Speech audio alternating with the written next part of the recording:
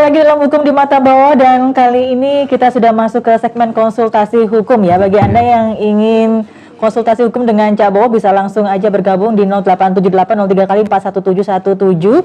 Bisa bertanya-tanya atau mungkin sharing pendapat yang sesuai dengan topik kita pada malam hari ini, atau mungkin di luar topik kita pada malam hari ini. Monggo silakan saja. Yang di studio mungkin ada yang ingin bertanya? Silakan. Oke, dengan Mbak siapa, disebutkan namanya juga ya. Oke. Dari Mbak Tiara. Ya. Oke, Mbak Tiara, silakan. Jika wanita ditetapkan menjadi terpidana dan harus menjalani hukuman kurungan, apakah akan ditempatkan di sel khusus atau umum? Dan untuk penempatan sel khusus wanita diatur dalam undang-undang berapa? Terima kasih. Terima kasih Mbak Tiara, silakan nih Cak Bowo. Nah, ini sebagai terpidana ya. Kalau tadi kan kita bicara tentang perlindungan hukum ya. Sekarang yang perlakuan hukum. Oh iya, pada memang wanita. seorang wanita itu berbeda. Ketika seorang wanita menduduki sel ya atau tahanan, itu lain daripada seorang pria. Ya. Apalagi menyangkut LP-nya. Ya, kalau LP-nya wanita itu ada di Kepanjen. LP-nya seorang laki-laki di mana saja. Tapi satu, hanya LP seorang wanita ini di Kepanjen, dikarenakan ini diatur dalam aturan kementerian. Kalau sekarang kementerian, dulu Kementerian Kehakiman, sekarang menjadi Kementerian Hukum dan HAM. Diatur di situ. Maka harus ada pembeda antara seorang wanita dan seorang laki-laki. Gak bisa disamakan, apalagi di tahanan. Tahanan aja pun dibedakan. Apalagi kalau sekarang di khususnya Medaeng ya, titipan, ya toh, itu dibedakan. Jadi tidak bisa. Itu diatur oleh peraturan Kementerian Hukum dan HAM. Kalau dulu Kementerian Kehakiman, tapi sekarang sudah diatur di dalam undang-undangnya, kalau nggak salah nomor 31 tahun 99 itu diatur. Iya. Nah, tapi undang-undangnya nggak akan mengatur, tapi aturan tentang Kementerian Hukum dan HAM demikian. Oke, itu ya yang mengatur ya tentang masalah itu ya. Nah, Cak, kalau misalnya nih ada kasus ya, ada 2 orang tersangka yang menjadi dalang dari suatu pembunuhan. Nah, dalangnya ini ada 2, ada 1 perempuan, 1 laki-laki gitu ya. Nah, apakah mereka berdua sama-sama mendapatkan perlakuan hukum yang sama, hukumannya sama gitu ya? Sama dong. Kalau hukuman sama, laki-laki dan wanita sama. Tetap sama. Putusannya sama. Hanya pada saat penempatannya saja ya? Hanya saja diatur ketika seorang wanita, anak-anak, dengan dewasa itu lain. Kalau anak-anak, meskipun wanita atau pria, 50%, katakanlah maksimal 5 tahun ya. Ancamannya kalau laki-laki 5 tahun. Nah, kalau anak-anak itu 2,5 tahun. Hanya pembedanya anak-anak di bawah umur. Oh, hanya masalah umur saja ya. Tapi kalau gender sih tetap ya. Kalau misalnya kondisi si wanita ini sedang dalam keadaan hamil, tuh bagaimana, Cak? Tetap juga ya. Nah, tapi itu adalah binaan. Karena lembaga pemasyarakatan binaan, ketika dia mengandung, otomatis yang membiayai segala sesuatu ada negara. Nah, lembaga pemasyarakatan itu yang itu ada di situ. Nantinya setelah lahir anaknya diberikan siapa atau dimong untuk pada lembaga pemasyarakatan atau orang sendiri ya.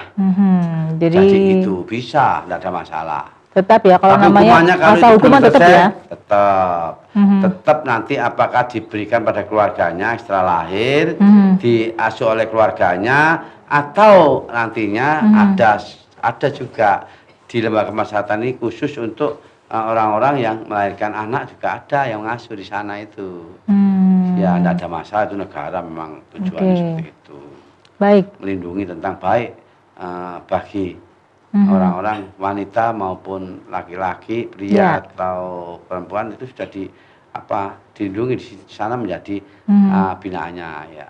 Ya, oke, Cak Bowo. Ya, Mbak Tiara gimana? Udah terjawab ya? Ya. Beda dong. Kalau beda nanti banyak ini ya, banyak orang mengandung dia. Oke, mungkin ada lagi yang di studio? Monggo silakan aja. Ya. Oke, masih belum ada ya. Oke, nanti dipikir lagi ya. Siapa tahu tiba-tiba aja muncul. Baik, Cak Bowo, ini masih soal perlakuan hukum ya terhadap wanita. Nah, seperti yang kita tahu, sekarang juga banyak ya kasus itu tentang kekerasan terhadap anak ya. Nah, yang miris itu yang melakukan justru ibu kandung sendiri ternyata. Gitu ya. Apapun alasannya. Bagaimana Cak Bowo ini melihat fenomena ini, Cak? Meskipun ibu kandung sendiri, kalau itu anak-anak tetap kena perlindungan tentang hubungannya dengan anak-anak, tetap ibu kandung kena. Meskipun ibu sekarang nggak boleh mukul-mukul ibu kandung, guru pun nggak boleh mukul-mukul. Ya. Berbahaya sekali. Kalau itu ada hubungannya dengan perlindungan anak, jangan sekali-sekali seperti itu. Tidak peduli ya, Tidak walaupun peduli, dia kena. darah dagingnya sendiri ya. Darah dagingnya sendiri kena.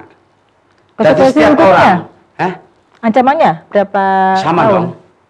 Minimal 5 tahun? Oh, kalau itu cacat 5 tahun dong. Oh, oke. Minimal 5 tahun. Berbahaya sekali itu. Ya. Tapi kan memang kondisi seperti itu muncul, kadangkala kan banyak sekali faktornya ya, Cak Bowo ya. Jadi ada yang karena memang ketidakharmonisan dengan pasangan ya. Akhirnya yang jadi sasaran anaknya, seperti itu.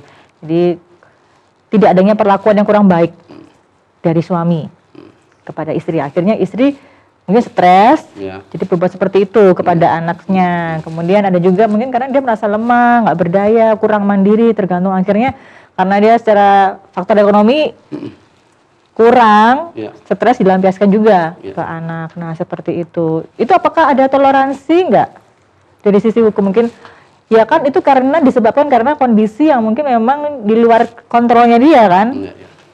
Bukan kesengajaan juga, bukan yang diharapkan sebenarnya. Itu tetap ada toleransi hukum nggak? Pertimbangan-pertimbangan mungkin bisa dalam tanda kutip mendiskon masa hukuman. Tidak ada ya? Ada diskon. Tidak ada ya? Cuman yaitu adalah empati, simpati pada kepolisian atau kejaksaan atau hakim. Karena kalau itu minimal nggak ada diskonnya, paling minimal ada maksimalnya. Tapi kalau hal ini hati-hati sekali. Zamannya sudah berubah. Minimal 5 tahun itu. Kalau mepet kak. Minimal 5 tahun ya? Iya, gak main-main.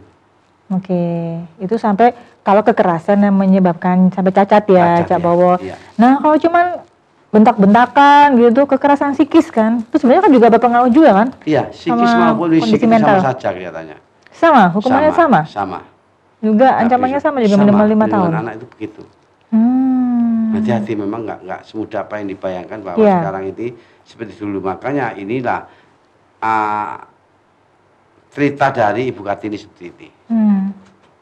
Ya kan sekarang kan emang dalihnya itu untuk mendisiplinkan anak, Cak Bowo, itu gimana? Karena kan ketika kita mendengar ada seseorang yang mungkin misalnya nih ibu kandung memarahi anaknya sendiri dengan alasan untuk mendisiplinkan anak gitu ya, itu kan itu urusan rumah tangga saya gitu, ini jangan ikut-ikut seperti itu. Nah itu gimana, Cak? Kita sebagai orang yang tahu, apakah kita juga diam aja atau gimana? Kan itu sudah dibatasi ini. Apa yang harus dilakukan, Cak? Nah, kalau itu orang tua memang benar-benar jangan, itu hanyalah sebagai bagaimana mendidik anak itu. Sepertinya ada edukatifnya, ada pendidikannya, sehingga jangan sampai anak dibentak-bentak, anak dipukul-pukul, sehingga ini jadi nanti karakter gak benar, secara psikologis gak benar. Maka penting sekali bagi seseorang ibu mendidik anaknya, ini memang benar-benar ya, jangan sampai seperti mendidik orang-orang yang dengan satu kekerasan, baik psikis maupun psikologis, nanti membawa karakter bagi anaknya. Maka penting sekali peran ibu ini mendidik anaknya, jangan sampai bisa dikeras dan sebagainya, tapi janganlah keras itu hanyalah sebagai tamparan, wisi dan sebagainya. Keras itu hanya ucapan. Nah, ada entakan, tapi entakan itu harus santun. Jangan sampai memaki-maki seperti di kebun binatang, nggak boleh itu. Gitu. Jadi tetap sebenarnya masih ada toleransi ya untuk menegur sebagai bentuk ketegasan kita ya kepada anak. Misalnya, cuman jangan sampai kekerasan fisik lah, kekerasan psikis pun, kata-kata dengan maki-makian binatang dan teman-temannya itu juga tidak diperbolehkan karena ada juga ya. Ada juga. nanti kena tentang perlakuan suatu hukumnya. perlakuan yang kena perlakuan hukum tadi. Iya, Cak Bowo. Nah, Cak Bowo melihat maraknya kasus-kasus seperti ini, ya seringkali berkaitan dengan wanita. Menurut Cak Bowo sendiri apa sih yang menyebabkan, Cak? Berkaitan dengan wanita? Iya. Jadi ya, yang terlibat kasus hukum ya, apapun itu, baik dia itu sebagai pelaku, korban, apa sih Pak yang menyebabkan hal itu bisa terjadi gitu? Iya. Apa karena memang kaum wanita ini sebenarnya lemah gitu ya, jadi sasaran yang mudah gitu ya. Sebagai pelaku kan dia juga lemah kan, artinya kan lemah secara psikis juga ya, artinya ketika dia kurang mandiri, nah akhirnya dia bisa menjadi pelaku untuk kasus-kasus hukum tertentu ya Cak ya. Tapi sebagai korban ya terusnya gimana Cak? Apa sih sebenarnya menyebabkan hal itu terjadi Cak Bowo? Faktor lingkungan mungkin?